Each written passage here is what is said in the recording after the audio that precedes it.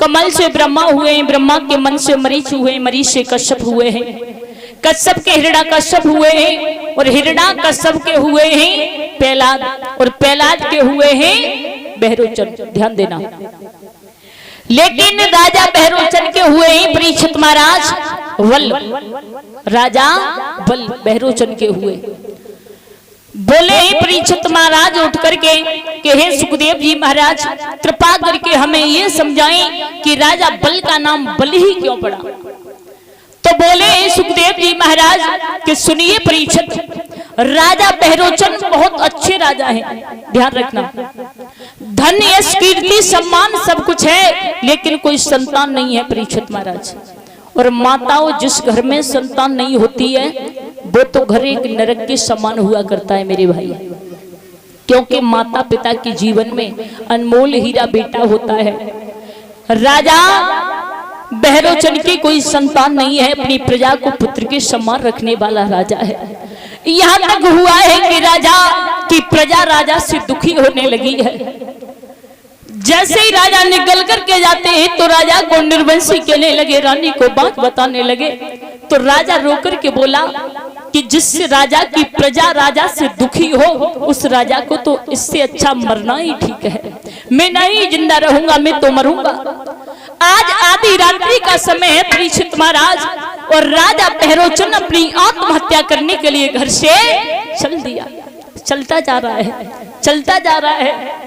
परीक्षित महाराज जैसे जंगल में पहुंचा है, राजा बहरोचन खड़ा है, देखा है कि अंधा कुआं है, गिरना चाहता है। लेकिन परीक्षित महाराज विधि का विधान, तब तक एक संत से भेंट हो गई। जब उस संत से भेंट हुई है तो संत ने आवाज लगाई, है कौन है जो आधी रात्रि के समय भला यहाँ मरने के लिए आया है। आज जैसे ही संत ने देखा तो संत पास में पहुंचे, बोले कौन हो आप? आपके मस्तक की लिलहारी तो इतनी दमक रही है, ऐसा मालूम पड़ रहा है कि आप राजा हो। बहरोचन बोले हैं, आपने ठीक ही पहचाना, मैं बहरोचन हूँ, मेरा नाम राजा बहरोचन है। राजा बहरोचन? हाँ। अरे भला तू आधी रात्रि के समय यहाँ क्या कर रहा है? तो बोले कि मैं अपनी आत्महत्या करने के लिए आया हूँ। वो संत ताली बजा कर हंसने लगे, जवाब दिया, राजा क्या पागल है? अरे आत्महत्या भला क्यों कर रहा है? बोले कि मेरे कोई संतान नहीं है। वो संत बोले हैं क्या पागल हो गया है राजा? अरे जिनके घर में औलाद है, जिनके घर में बेटे हैं चार, उनसे जाकर के पूछ कि जब वो बड़े हो जाते हैं थोड़े से धन के पीछे पता नहीं नाना प्रकार की लड़ाई करते हैं। भाई भाई को नहीं देखता है, भाई भाई को मार देता है। और ये बेटे, ये संतान देना ना देना, देकर के छीन लेना उस पार ब्रह्म परमेश्वर की इच्छा है। तू जा, लौट जा। बहरोचन बोले हैं, नहीं लौटूंगा, नहीं लौट सकता, क्योंकि मेरी प्रजा मुझसे निर्वंशी कहती है, मेरी रानी को बाज बताती है। तो संत बोले हैं कि ए राजा क्यों पागल हो गया है?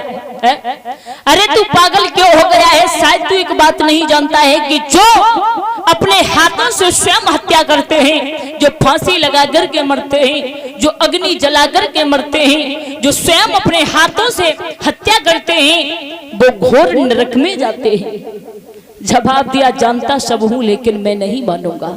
अगर आप मुझे जिंदा देखना चाहते हो तो मुझे वरदान दो कि मेरे संतान पैदा हो जाएगी। वो संत बोले, एक जन्म की बात छोड़ राजा, तेरे 7 जन्म तक कोई संतान नहीं है। बहरोचन जमीन पर गिर पड़ा और रोने लगा। जवाब दिया, मैं तुम्हारे सामने अपनी आत्महत्या कर लूंगा। ध्यान रखना, संत का हृदय बड़ा कोमल होता है। परीक्षित महाराज, संत को दया आ गई और जवाब दिया, राजा तू रोना क्यों रो रहा है? अरे तू मर मत, जा। आज झोली से एक फल को निकाला है, उस फल को दे दिया और कहा, जा अपनी रानी को जाकर के खिला देना, समय आने पर तेरी रानी के गर्भ से एक बच्चे का जन्म होगा। ध्यान रखना मेरे श्रोताओं। बहरोचन बोले हैं, क्या सत्य कह रहे हो? तो वो संत बोले हैं, क्यों पागल हो गया है? शायद तू एक बात नहीं जानता है।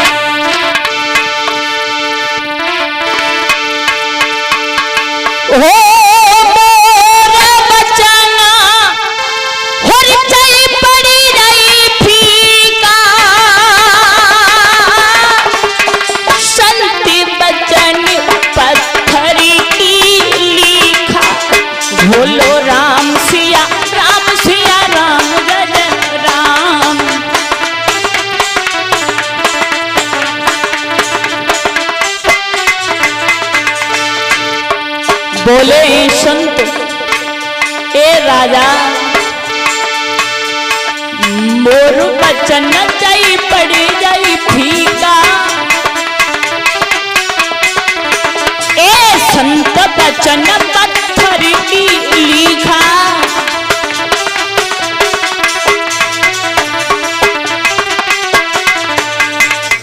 मोर वचन चाहे और पड़ी जाई फीका, संत वचन पत्थर की लिखा। संतों का वचन कभी व्यर्थ नहीं जाता है, मिथ्या नहीं होता है। संतों का वचन कभी खाली नहीं जाता है। ये तो भगवान भी इस बात को कहते हैं। आज काहे कि जा, लेकिन राजा ध्यान रखिए इस फल में कहीं हवा नहीं लग जाए। उस संत ने कहा, ध्यान देना मेरे श्रोताओं, संत ने कहा कि इस फल में कहीं हवा नहीं लग जाए। राजा ठीक है महाराज, उस फल को लेकर के चल दिया। जब फल को लेकर के चला है परीक्षित महाराज, लेकिन विधि का विधान जो प्रभु को मंजूर है वो होकर के रहेगा। राजा बहरोचन थोड़ा आगे बढ़ा है तो क्या देखा है कि काले काले बादल आने लगे। राजा अंदर से घबराने लगा। संत ने ये कहा है कि इस फल में कहीं हवा नहीं लग जाए। जैसे ही काले काले बादल देखे ही थोड़ी देर में देखा तो आज जोर जोर से आंधी चलने लगी। राजा डरने लगा। जब राजा डरने लगा है महाराज हुआ गया, आ रहे भाई बन के बीच भैया और जोड़े की आंधी आई।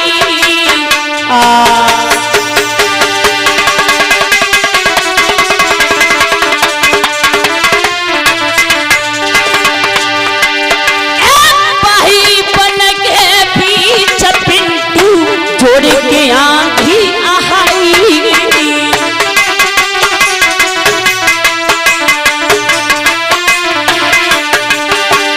राजा डर रहा है,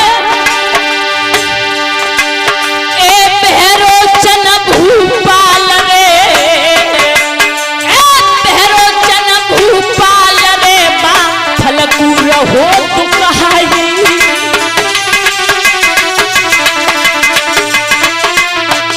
परीक्षित महाराज राजा उस फल को छिपाने लगा। कहा करे क्या नहीं करे। महाराज भूपा फलपूरा छिपाए और नए गई कछुपे सके राजन खुदाई लौए खाए। अरे भैया जैसे ही उस फल को खाया परीक्षित महाराज, अरुणा बाई फल को खाए, बेटा बाई फल को खाए, गरबुरा जाके रुकी गऊ। अब तो बाई फल को खाए गर्भ भूपत के रहेगा वो है।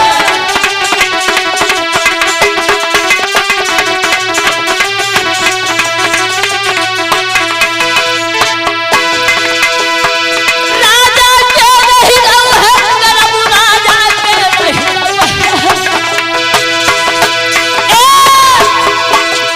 देवा बाई फल को खाए गर्भ राजा के रुकेगा वो है। मेरे भैया जब राजा ने उस फल को छिपाया, पेश नहीं गई तो स्वयं उस फल को खा लिया। जैसे ही महलों में पहुंचे धीरे धीरे समय व्यतीत होने लगा। परीक्षित महाराज जब राजा बहरोचन का उदर बढ़ने लगा, जब पेट बढ़ने लगा है तो राजा बहरोचन सोचने लगे अब क्या करें, अब तो वैसे ही मरना पड़ेगा। वो भी समाज के सामने में अपना मुंह कैसे दिखाऊंगा। देखिए भैया जब कोई संतान नहीं थी तब मरने के लिए जा रहा था, वो संतान होने के लिए जा रही है फिर भी मरने के लिए जा रहा है। अब मैं जिंदा नहीं रहेंगे। आधी रात्रि का समय है, अपनी आत्महत्या करने के लिए जंगल में पहुंचा। चिता को बना लिया स्वयं अपने हाथों से, अग्नि जला ली और जैसे ही अग्नि जलाई है राजा बहरोचन उसी चिता के ऊपर लेट गया। देवताओं ने देखा है कि ये तो बड़ा अनर्थ हो रहा है, राजा जल रहा है। देवता आए हैं, देवताओं ने राजा बहरोचन को अध जला अग्नि से खींचा है। जैसी अग्नि से खींचा, जब उदर को फाड़ा है, पेट को फाड़ा है माताओं, तो सिख बालक निकला है, बालक तो जिंदा है लेकिन राजा भैरोचंद मारे गए। देवता ने जवाब दिया, इसने पैदा होते होते अपने पिता की बल ले ली, आज इसका नाम बल होगा। बोले गोविंद भगवान की। इसलिए राजा बल का नाम बल पड़ा। राजा बड़ी, वैसे तो दैत्यों का राजा है परीक्षित महाराज, लेकिन हवन यज्ञ पुण्य बहुत करता है। राजा बलि ने 99 यज्ञ करवा दिए, 100वें यज्ञ की बारी है। जो 100 यज्ञ पूरे करा देता था परीक्षित महाराज, वही इंद्र बन जाता था। आज 100वें यज्ञ की बारी है। देवराज इंद्र घबराने लगा है, विष्णु भगवान के पास में पहुंचा, प्रभु हमारी रक्षा करो। विष्णु भगवान बोले क्या हुआ, क्या हुआ? बोले आप नहीं जानते हो, वो राजा बलि 100वें यज्ञ करने के लिए जा रहा है, अगर उसने 100 यज्ञ कर लिए तो हमारा इंद्रासन छिन जाएगा। विष्णु भगवान हंस करके बोले हमें तो ऐसा लगता है आपकी आदत कुत्ता जैसी हो गई है। क्यों? प्रभु वो बात नहीं है, बात यह है कि आपको कुछ ना कुछ करना पड़ेगा। तो बोले हैं कि शायद तुम एक बात नहीं जानते हो, सुनो। और क्या बोले हैं प्रभु? कि गंगा की बढ़ती धारा में और बांधनी न बांधी जाएगी,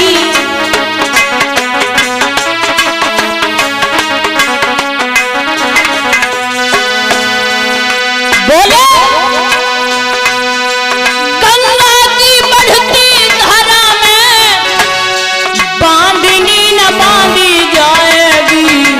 ए इंद्र, हाँ चाल अगर चल जाएगी तो चाल बदल दी जाएगी।